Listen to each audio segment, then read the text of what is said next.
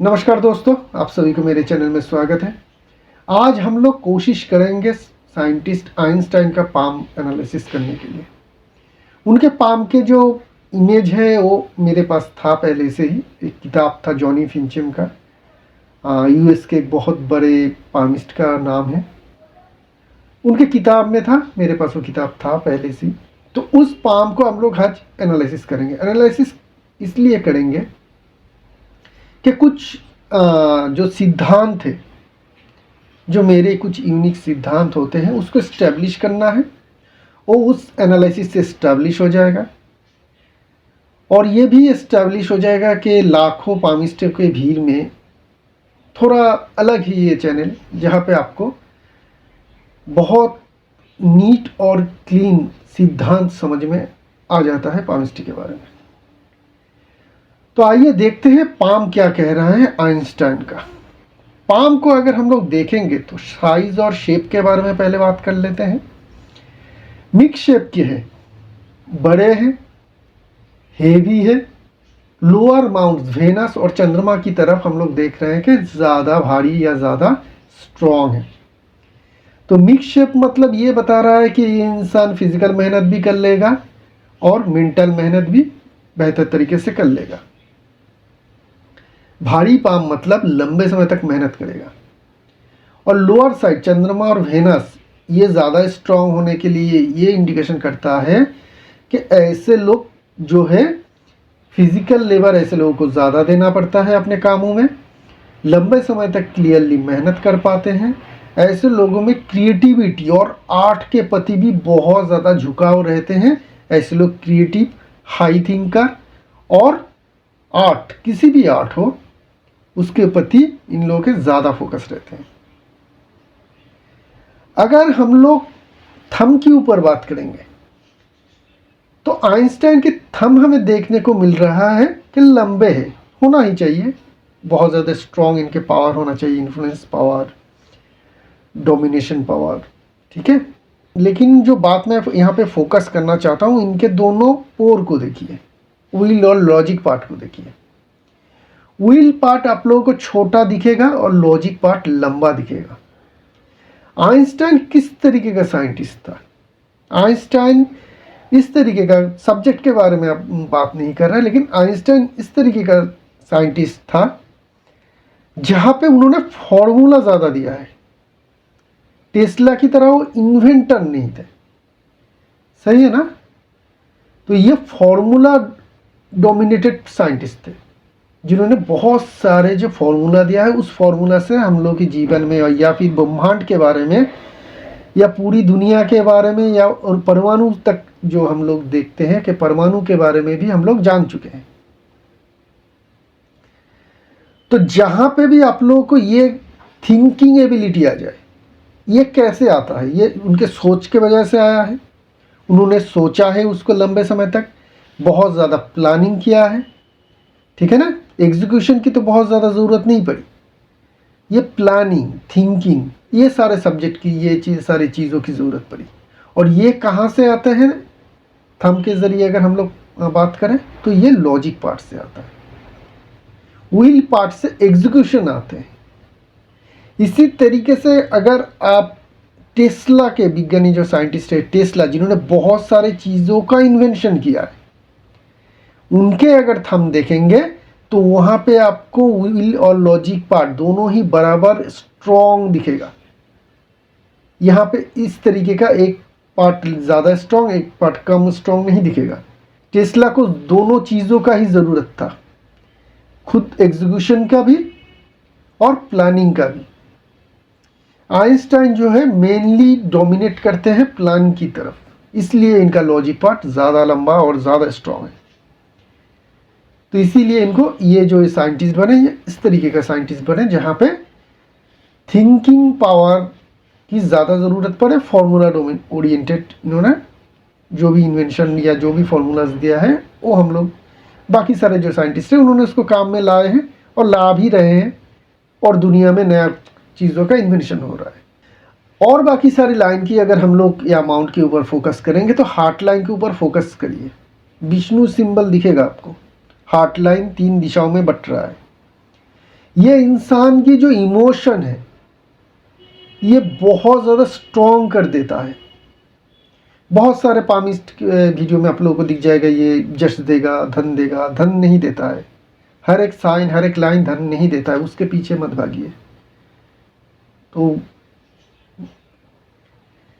हमेशा धन के पीछे और धन के लाइन के पीछे भागेंगे, जीवन में कुछ नहीं मिलने वाला। तो ये जो है इमोशनली आपको स्ट्रॉन्ग करते हैं बहुत ज़्यादा। क्यों? क्योंकि ये बैलेंस हो जाता है। तीन ब्रांच है ना, त्रिशूल बन रहा है। तो ये त्रिशूल दिखा रहा है कि एक ब्रांच जा रहा है ऊपर फिंगर की तरफ, एक ब्रांच मिडिल जुपिटर माउंट की तरफ, और एक ब्रांच नीचे लाइफ लाइन और माइंड लाइन की तरफ। तो ये दिखा रहा है कि इमोशनली आप काफ़ी स्ट्रॉन्ग हो। इमोशनली स्ट्रॉन्ग इंसान कैसे होंगे? फेल्योर से थकेगा नहीं और सक्सेस से बहुत ज़्यादा एक्साइटेड नहीं होगा। काम, शांत, मेडिटेटिव माइंड रहेगा ऐसे लोगों में। ये इनके लिए ज़रूरी भी थी। अगर ये चीज़ नहीं होता है तो एक इंसान इतने बड़े नहीं बन पाते।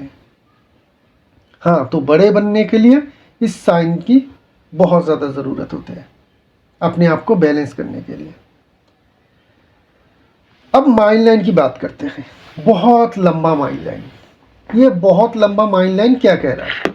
ये लंबा माइंड लाइन ये कह रहा है, पहले भी हम लोग एक साइंटिस्ट के पामिस चैनल में एनालिसिस किए थे, वहाँ पे भी हम लोगों ने इसी तरीके का ही माइंड लाइन देखा था। यहाँ पे भी उसी तरीके का माइंड लाइन देखने को मिल रहा है, लंबे और बड़े। क्यों?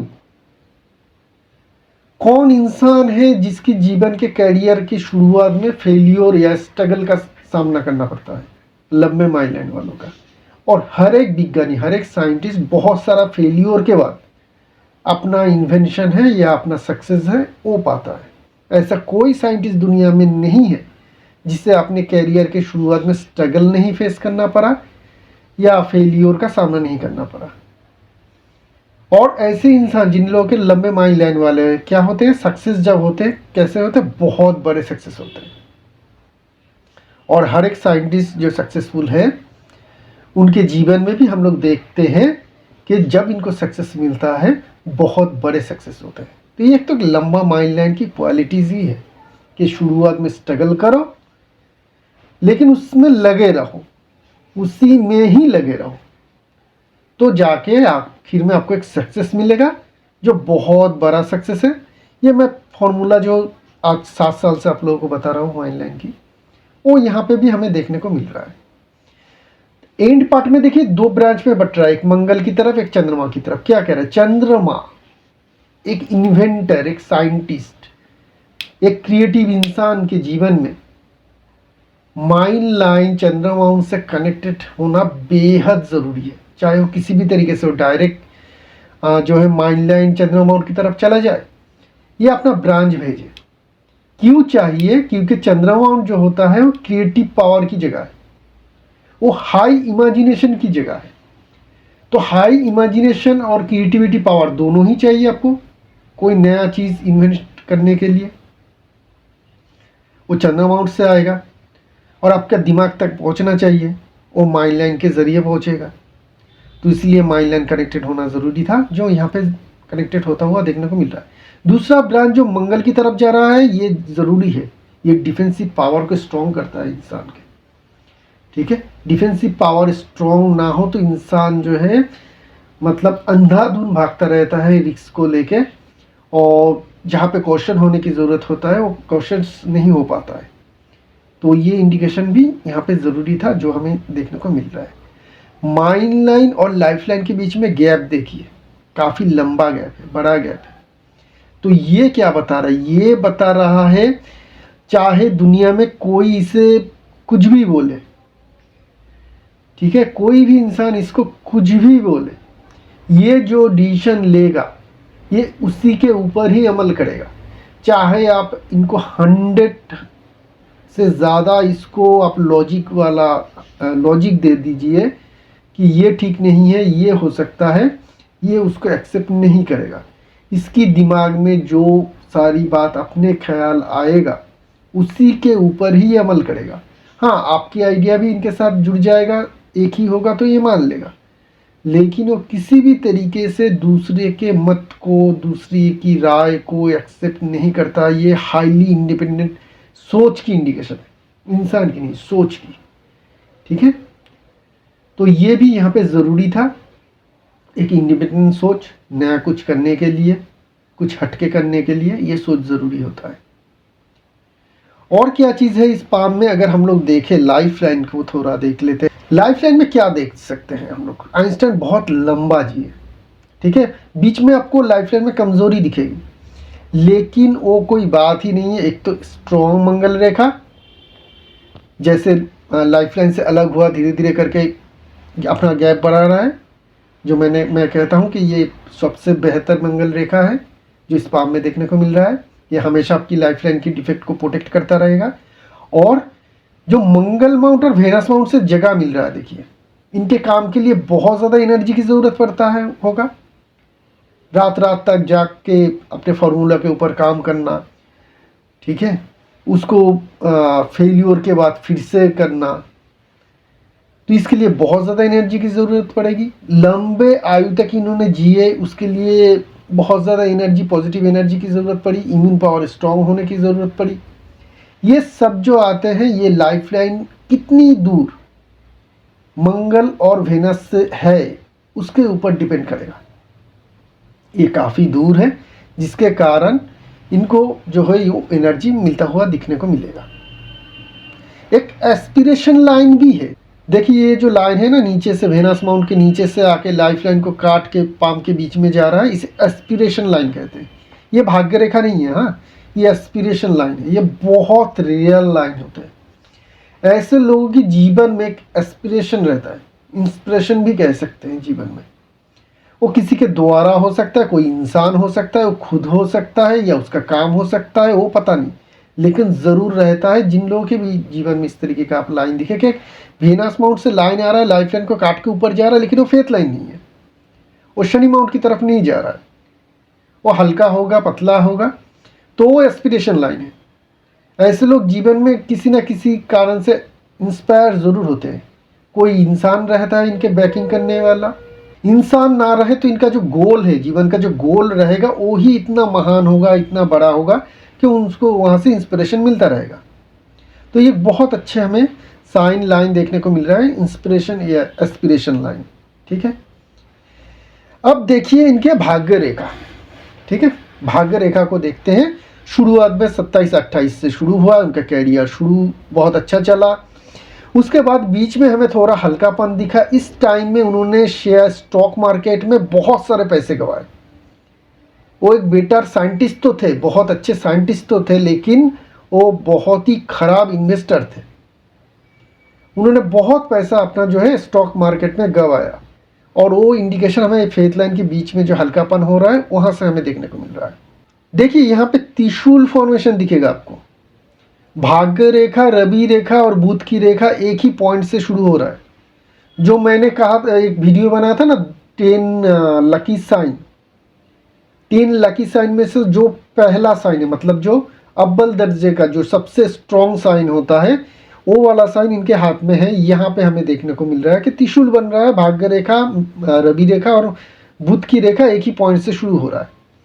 ऐसे साइन वाले जो लोग होते हैं, इनके जीवन में हर तरीके का ही सक्सेस मिलता है, बहुत बड़े सक्सेस मिलते हैं, तो इनको मिला है। और ऐसे एक विज्ञानी साइंटिस्ट के सन माउंट स्ट्रॉन्ग होगा, सन लाइन लंबा होगा, इसमें तो कोई दोहरा नहीं हो सकता है, और इनके पाम में तो ज़रूर है। मरकरी लाइन भी और मरकरी एरिया भी काफ़ी स्ट्रॉन्ग है, जो क्लियर कट बताता है कि इनमें क्लेवरनेस या काबिलियत, किसी भी चीज़ की कैलकुलेशन करने की काबिलियत इनमें बहुत अच्छा था। कैलकुलेशन जो आता है मरकरी माउंट से आता है, इसके लिए मरकरी माउंट देखिए कितने बड़े हैं। मरकरी लाइन भी प्रोमिनेंट देखने को मिल रहा है। मरकरी की जो माउंट है वहाँ पे आपको खड़ी लाइन भी दिख जाएगा, जो इस माउंट की स्ट्रेंथ को और बढ़ाता है। और जो है इनके मेन लाइंस को देखिए, तीनों की तीनों मेन लाइंस को देखिए, कितनी बढ़िया क्वालिटी की है। एक भी मेन लाइन में आपको किसी भी तरीके का दोष नहीं दिखेगा। ना ही ये बहुत ज़्यादा मोटे हैं, ना ही ये बहुत ज़्यादा पतले हैं, धागे जैसे। ये तो होते हैं इंसान के जो main 3 line, heart line, mind line, life line, यही 3 जो है बेस लाइन है। ये 3 अच्छा, आपका जीवन अच्छा। ये 3 खराब, उसके बाद आप कुछ भी साइन लाइन कितना भी जोड़ दो, ये 3 अगर खराब है तो चाहे कितनी भी बढ़िया साइन लेके आप बैठे रहोगे, आपको जीवन में उस तरीके का सक्सेस नहीं मिल पाएगा। और ऐसे बढ़िया क्वालिटी के 3 आपके मेन लाइन हो, उसके ऊपर हल्का सा भी कोई लाइन हो, भाग्य रेखा, सूर्य रेखा, बेतहाशा आपको सक्सेस मिलेगा। तो यही है पामिस्ट्री। मेनली आप पामिस्ट्री में क्या देखने को मिलता है, लाइन साइन थोड़ी ही देखते हैं, मैं तो नहीं देखता हूँ, मैं वो सारे बाकी सारे सब कुछ देखते होंगे।